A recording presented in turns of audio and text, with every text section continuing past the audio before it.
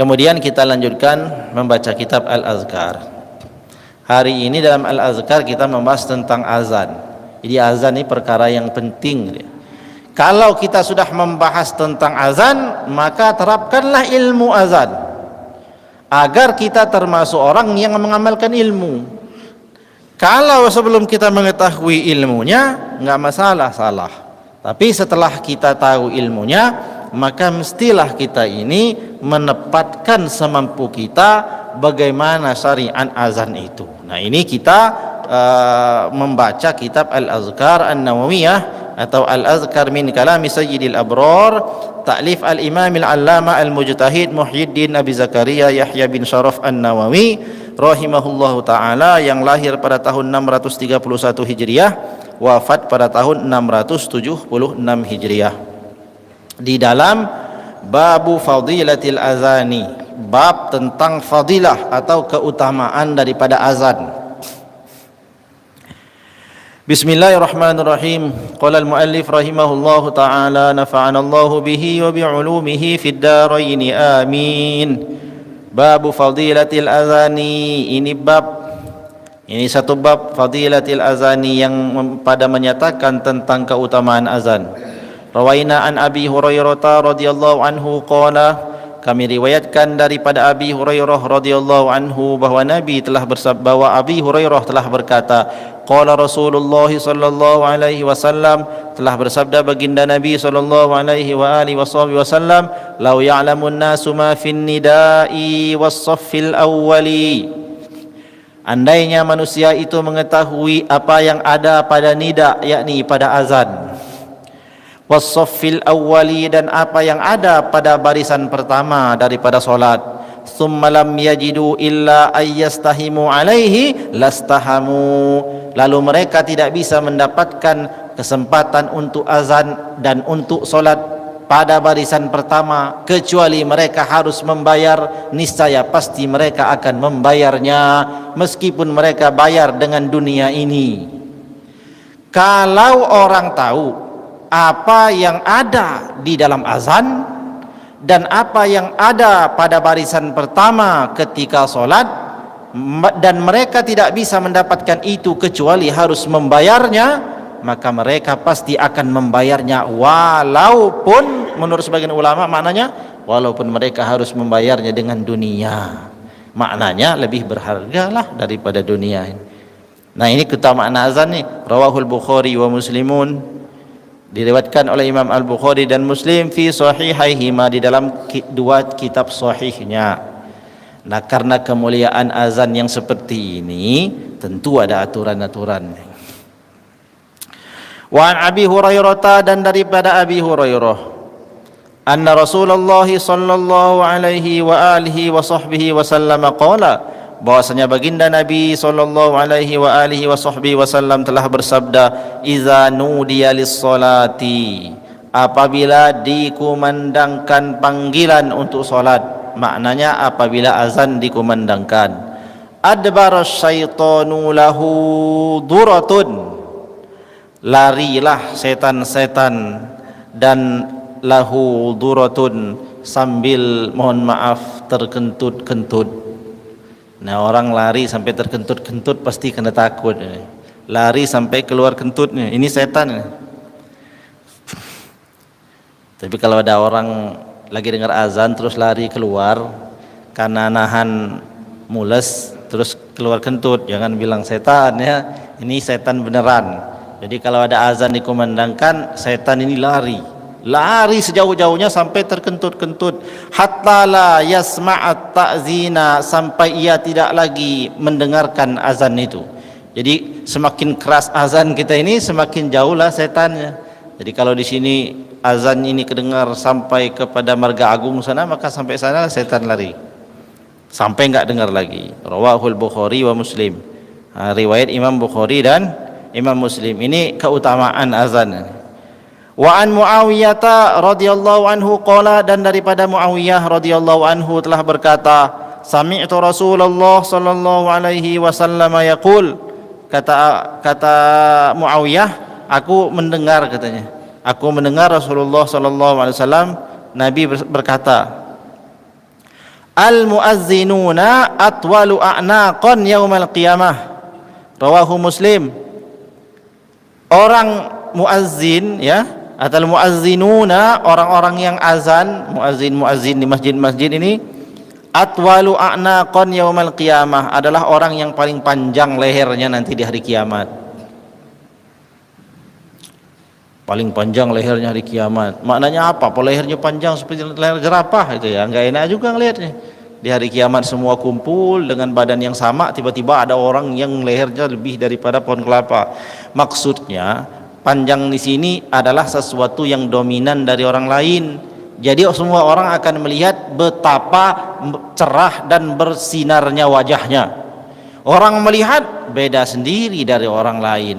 Ternyata dia itulah muazzin namanya. Jadi orang yang paling panjang lehernya itu di hari kiamat, dengan makna dia adalah dominan, terlihat, bisa dibedakan daripada orang lain, adalah ia siapa? Orang-orang yang senantiasa mengumandangkan azan. Kemudian selanjutnya, wa an Abi Sa'id Al-Khudri radhiyallahu anhu qala, dari Abi Sa'id Al-Khudri radhiyallahu anhu qala, sami'tu Rasulullah sallallahu alaihi wasallam yaqul, aku mendengar, katanya, kata sahabat namanya Abi Sa'id Al-Khudri, aku mendengar Rasulullah sallallahu alaihi wasallam bersabda, la yasma'u mada sautil muazzini jinnun wala insun wala syai'un illa syahidalahu yaumal qiyamah. Tiadalah yang mendengarkan azan dari orang ini, baik dari kalangan manusia, dari kalangan jin, wala syai'un, dan dari kalangan apa saja, termasuk daripada hewan-hewan, tumbuh-tumbuhan, melainkan mereka akan bersaksi atas orang tersebut. Jadi orang azan itu saksinya banyak nanti, menyaksikan kebaikannya.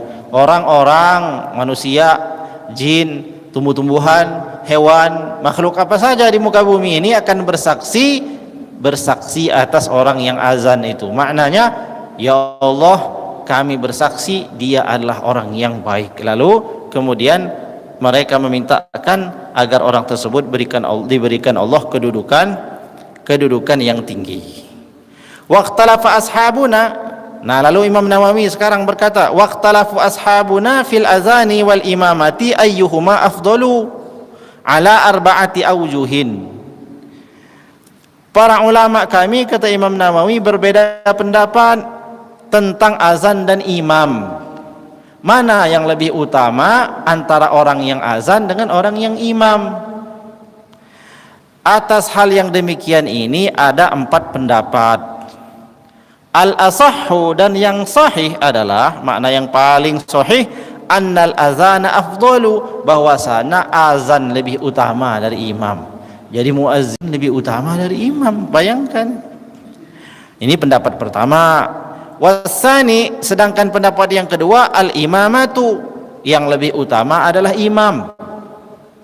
Pendapat yang kedua, lebih utama imam daripada orang yang azan. Wassalisu huma sawaun, pendapat yang ketiga, dua-duanya sederajat, sama, pahalanya sama di hadapan Allah. Ini pendapat yang ketiga. Warrabi'u, pendapat yang keempat, in alima min nafsihil qiyama bihuquqil imamati wastajma'a khisalaha fahiya afdalu wa illa fal azanu afdalu. Nah, kesimpulannya ini. Oleh sebab itu, pendapat yang keempat mengatakan apabila imam itu orang yang alim, maknanya imamnya itu orang yang mengerti tentang fikih sholat. Imam ini benar-benar ngerti tentang hukum, tidak hanya tahu mengimami, tapi dia tahu fikihnya sholat. Kalau dia batal, dia tahu dia ini sudah batal. Kalau dia ini kehilangan namanya wudunya di waktu sholat, dia tahu caranya bagaimana menyingkir supaya orang maju. Kesimpulannya, kalau yang imamnya orang alim dan terkumpul pada dirinya itu kemampuan melaksanakan jadi imam dan tahu tentang ilmu seluk-beluk solat, fahiya afdalu, maka imam lebih utama pahalanya ya di sisi Allah Subhanahu wa taala. Wa illa, tapi kalau tidak, ilmunya sama dengan yang azan punya ilmu, yang imam punya ilmu, tapi ilmunya sedang-sedang sajalah. Dia tahu, yang azan tahu cara azan tapi enggak tahu juga detil ilmunya azan. Yang imam tahu mengimami tapi enggak tahu juga ilmu bagaimana detilnya jadi imam. Kalau keadaannya demikian, fal azanu afdalu, maka azan lebih utama daripada imam.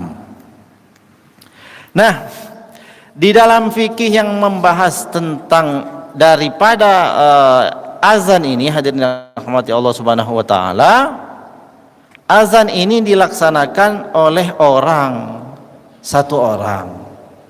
Lalu kemudian dia pula lah yang mendirikan iqamah. Jadi kalau yang azannya si fulan, maka dia juga lah yang qomat. Jangan kita ini yang azannya siapa, dia enggak berhalangan, bahkan ada di masjid ini, lalu yang qomat orang lain. Jadi yang benar cara orang azan ini, siapa yang azan dia yang qomat. Jangan karena kita buru-buru yang azan udah ini, terus kita yang tengok kiri, udahlah nggak ada lagi nih, nggak ada lagi yang salat sunat, lalu kita Allahu Akbar asyhadu an la, yang nyuruh azan iqamat siapa, yang azan siapa? Nah, jadi azan mulia di sisi Allah Subhanahu wa taala, bahkan lehernya paling tinggi, paling panjang ya.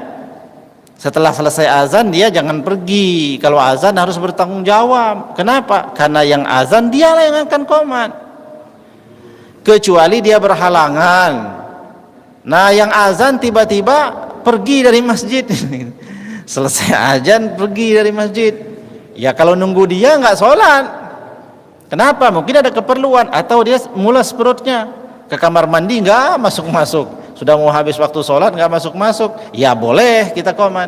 Tapi selagi yang muazzin nih, selagi yang azan ada di tempat, kita jangan qomat ya, jangan qomat. Biarkanlah yang azan itu yang iqamat. Begitu syariat daripada iqamat. Jadi azan iqamat itu satu paket. Dia ini sederajat dengan imam. Kan nggak bisa kita imam lagi pertengahan, ya udah kita bagi dua gitu.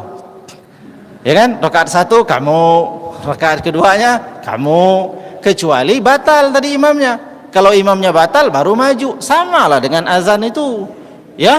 Kalau dia azan sudah dia pergi, ya kita anggaplah batal dia, atau enggak datang kita anggap batal, lalu digantikan yang lain qomat ya. Jadi jangan masih ada laksana imam lagi rakaat pertama ruku sujud, berarti dia minggir, satu lagi maju, ganti-gantian gitu, enggak bisa ya. Seperti itu. Jadi hadirin yang dirahmati Allah Subhanahu wa taala, demikianlah keutamaan daripada azan. Adapun sifat daripada azan ya sudah betul sebagaimana kita laksanakan ini.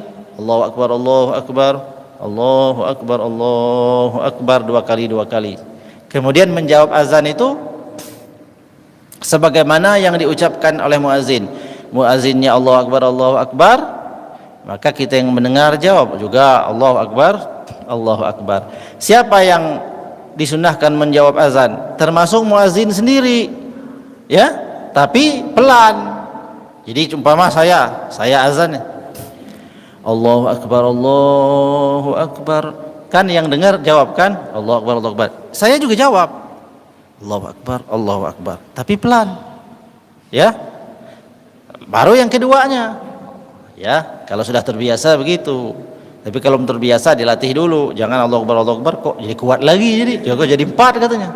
Padahal yang kedua itu jawabannya ya dengan pelan, enggak terdengar orang, selanjutnya dia lanjutkan, itu azan ya. Seperti itulah cara daripada azan. Nah, adapun orang ini ketika mendengar azan lalu dia jawab dengan sempurna azan itu, kemudian selanjutnya dia berdoa, Allahumma rabbaha hadhihi da'wati tammah wassalatil qa'imah ati sayyidina Muhammadin wasilata wal fadilah wa ba'atsu maqaman mahmudan allazi wa'adta innaka la tukhliful mi'ad, itu dibaca. Apa kata Nabi? Orang yang jawab azan lalu di akhirnya dia baca pada hal yang demikian, maka dia akan mendapatkan syafaat daripada baginda Nabi sallallahu alaihi wa alihi wasallam. Mudah-mudahan ada manfaatnya ilmu ini kita amalkan. Kesimpulannya, yang azan jangan pergi-pergi dari tempatnya. Begitu dia berdiri di sini azan, memang ada tempatnya di sini, jangan kemana-mana. Setelah dia azan, duduk di situ. Setelah diperhatikan semua ini, sudah siap sholat, dia berdiri qomat. Orang yang datang belakangan, diam aja, udah datang belakangan kok qomat. Tunggulah dia yang azan, itulah yang qomat. Nah ini, kalau ini kita terapkan, maka kita sudah mengamalkan ilmunya. Semoga ibadah kita semakin barokah. Amin, amin ya rabbal alamin. Demikian saja, mohon maaf atas segala kesalahan dan kekurangannya. Wallahu a'lam bishawab, wallahul muwaffiq ila aqwamit thoriq. Wassalamualaikum warahmatullahi wabarakatuh.